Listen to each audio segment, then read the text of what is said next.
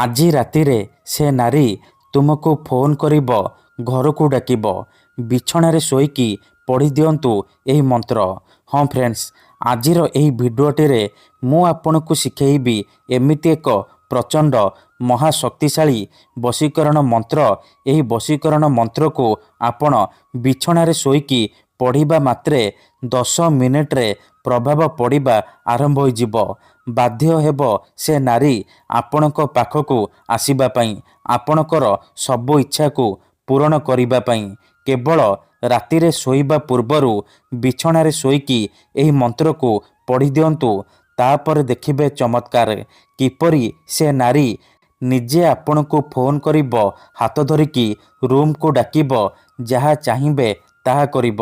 ଏହି ମନ୍ତ୍ର ଏତେ ଶକ୍ତିଶାଳୀ କି 10 ମିନିଟରେ ପ୍ରଭାବ ପଡ଼ିବା ଆରମ୍ଭ ହୋଇଯିବ।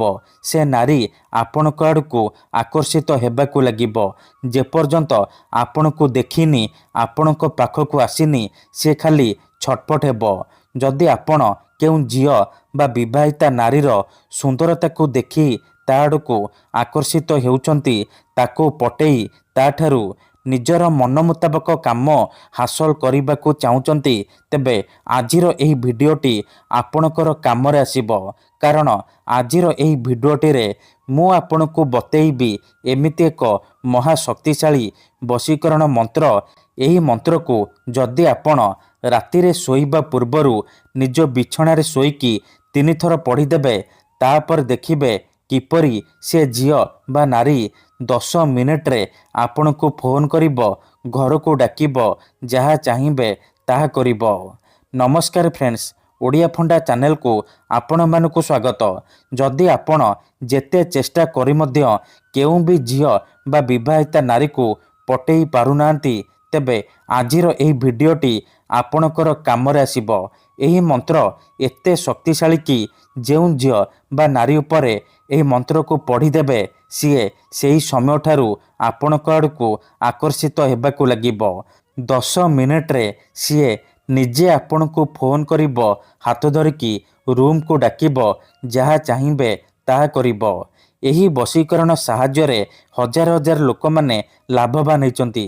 ନିଜ ପସନ୍ଦର ସୁନ୍ଦରୀ ଝିଅ ବା ପଡ଼ିଶା ଘର ଭାଉଜକୁ ପଟେଇ ପାରିଛନ୍ତି, ଆଉ ତାଠାରୁ ନିଜର ମନ ମୁତାବକ କାମ ହାସଲ କରିପାରିଛନ୍ତି। ତେଣୁ ଏହି ବଶୀକରଣକୁ ଆପଣ ଭାବିଚିନ୍ତିକି କରିବେ। ମନରେ କୌଣସି ଖରାପ ଉଦ୍ଦେଶ୍ୟ କିମ୍ବା କୌଣସି ଖରାପ କାମ ପାଇଁ ଏହି ବଶୀକରଣ ପ୍ରୟୋଗ କରିବେନି। ଏଥିପାଇଁ ଆପଣଙ୍କୁ ବେଶୀ କିଛି କରିବାକୁ ପଡ଼ିବନି। କେବଳ ମୁଁ ଆପଣଙ୍କୁ ଗୋଟିଏ ମନ୍ତ୍ର କହିବି।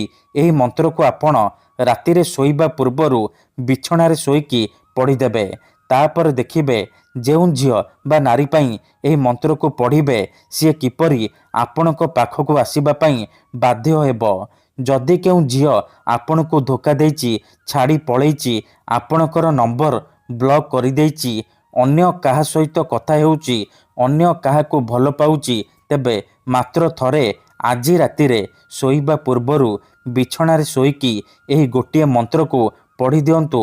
ତାପରେ ଦେଖିବେ କିପରି ସେ ଝିଅ ଯେତେ ଦୂରରେ ଥିଲେ ମଧ୍ୟ ଆପଣଙ୍କ ପାଖକୁ ଆସିବା ପାଇଁ ବାଧ୍ୟ ହେବ, ଆପଣଙ୍କୁ ଭଲ ପାଉଛି ବୋଲି କହିବ। ଏହି ବଶୀକରଣ ସାହାଯ୍ୟରେ ଆପଣ ଶାଶୁ, ନଣନ୍ଦ, ଦିଅର, ଭାଉଜ କାହାକୁ ବି ପଟେଇ ପାରିବେ, ତାଠାରୁ ନିଜର ମନ ମୁତାବକ କାମ ହାସଲ କରିପାରିବେ। ତେବେ ଏହି ବଶୀକରଣ ଆପଣ କିପରି କରିବେ, କେମିତି କରିବେ, ମୁଁ ଆପଣଙ୍କୁ ଶିଖେଇବି। ଜାଣିବା ପାଇଁ ଭିଡ଼ିଓଟିକୁ ଶେଷ ପର୍ଯ୍ୟନ୍ତ ଦେଖନ୍ତୁ। ଅଧାରୁ ଛାଡ଼ିକି ପଳେଇଲେ ଆପଣ କିଛି ବି ବୁଝିପାରିବେନି। ପରେ କହିବେ, ଗୁରୁଜୀ ଆପଣଙ୍କର ମନ୍ତ୍ର କାମ କରୁନି। ଦେଖନ୍ତୁ, ଯେଉଁପରି ଆପଣ ଭଗବାନଙ୍କୁ ମାନୁଛନ୍ତି, ଭଗବାନଙ୍କ ଉପରେ ବିଶ୍ୱାସ ରଖିଛନ୍ତି, ନିଜର ସବୁ ଦୁଃଖ କଷ୍ଟ ଅସୁବିଧା ଭଗବାନଙ୍କୁ ଜଣାଉଛନ୍ତି, ଯଦି ସେ ଅସୁବିଧାର ସମାଧାନ ନ ହେଲା, ତାହାର ମାନେ ନୁହେଁ କି ଭଗବାନ ନାହାନ୍ତି। ସେହିପରି ବଶୀକରଣ ହୁଏ, ତନ୍ତ୍ର ମନ୍ତ୍ର କାମ କରେ, କିନ୍ତୁ ଏହାକୁ ଆପଣଙ୍କୁ ସିଦ୍ଧ କରିବାକୁ ପଡ଼ିବ। ପ୍ରୟୋଗ ବିଧିକୁ ଠିକ୍ ଭାବରେ କରିବାକୁ ପଡ଼ିବ। ତେବେ ଯାଇ ମୁଁ ଆପଣଙ୍କୁ ଗ୍ୟାରେଣ୍ଟି ଦେଉଛି, ଆପଣ ଯେଉଁ ଝିଅ ବା ନାରୀ ଉପରେ ଏହି ବଶୀକରଣ କରିଦେବେ, ଏହି ମନ୍ତ୍ରକୁ ପଢ଼ିଦେବେ, ସିଏ ସେହି ସମୟଠାରୁ ଆପଣଙ୍କ ଆଡ଼କୁ ଆକର୍ଷିତ ହେବାକୁ ଲାଗିବ, ଆପଣଙ୍କୁ ଭଲ ପାଇବାକୁ ଲାଗିବ, ଆପଣଙ୍କୁ ଛାଡ଼ି ରହିପାରିବନି। ଏଥିପାଇଁ ଆମର ତନ୍ତ୍ରଶାସ୍ତ୍ରରୁ ମୁଁ ଆଜି ଆପଣଙ୍କ ପାଇଁ ସବୁଠାରୁ ସହଜ ଘରୋଇ ବଶୀକରଣ ନେଇ ଆସିଛି। ଯଦି ଆପଣ ଏହି ମନ୍ତ୍ରକୁ ବିଛଣାରେ ଶୋଇକି 3 ଥର ପଢ଼ିଦେବେ, ତାପରେ ଦେଖିବେ କିପରି ସେ ଝିଅ ବା ବିବାହିତା ନାରୀ ଆପଣଙ୍କ ପାଖକୁ ଆସିବା ପାଇଁ ବାଧ୍ୟ ହେବ, ଯାହା ଚାହିଁବେ ତାହା କରିବ। ତେବେ ଏହି ବଶୀକରଣ ଆପଣ କିପରି କରିବେ, କେମିତି କରିବେ, ମୁଁ ଆପଣଙ୍କୁ ଶିଖେଇବି। ବିଧିଟି ଜାଣିବା ପୂର୍ବରୁ ଯଦି ଆପଣ ଆମ ଚ୍ୟାନେଲକୁ ପ୍ରଥମ ଥର ଆସିଛନ୍ତି, ତେବେ ଦୟାକରି ଚ୍ୟାନେଲକୁ ସବସ୍କ୍ରାଇବ୍ କରି ପାଖରେ ଥିବା ବେଲ୍ ଆଇକନ୍କୁ ମଧ୍ୟ ଦବାଇ ଦିଅନ୍ତୁ, ଯାହାଦ୍ୱାରା ଆମେ ଯେଉଁ ବି ଭିଡ଼ିଓ ଅପଲୋଡ଼ କରିବୁ ସର୍ବପ୍ରଥମେ ଆପଣ ଦେଖିପାରିବେ। ଯଦି ଆପଣ ଏହି ବଶୀକରଣ କରିବାକୁ ଚାହୁଁଛନ୍ତି, ସେ ଝିଅ ବା ବିବାହିତା ନାରୀକୁ ପଟେଇବାକୁ ଚାହୁଁଛନ୍ତି, ତାକୁ ନିଜ ପ୍ରେମରେ ଦିବାନୀ କରି ତାଠାରୁ ନିଜର ମନ ମୁତାବକ କାମ ହାସଲ କରିବାକୁ ଚାହୁଁଛନ୍ତି, ତେଣୁ ଭିଡ଼ିଓଟିକୁ ଶେଷ ପର୍ଯ୍ୟନ୍ତ ଦେଖନ୍ତୁ। ମନେ ରଖନ୍ତୁ, ଏହି ବଶୀକରଣ ବିଧିକୁ ଆପଣ କେଉଁ ବି ବାରରେ କରିପାରିବେ, କିନ୍ତୁ ଯେବେ ବି କରିବେ ରାତିରେ ଶୋଇବା ପୂର୍ବରୁ କରିବେ।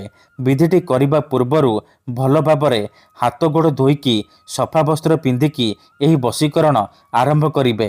ସେ ଝିଅ ବା ନାରୀକୁ ମନରେ ଭାବିକି ଏହି ବଶୀକରଣ ଆରମ୍ଭ କରିବେ।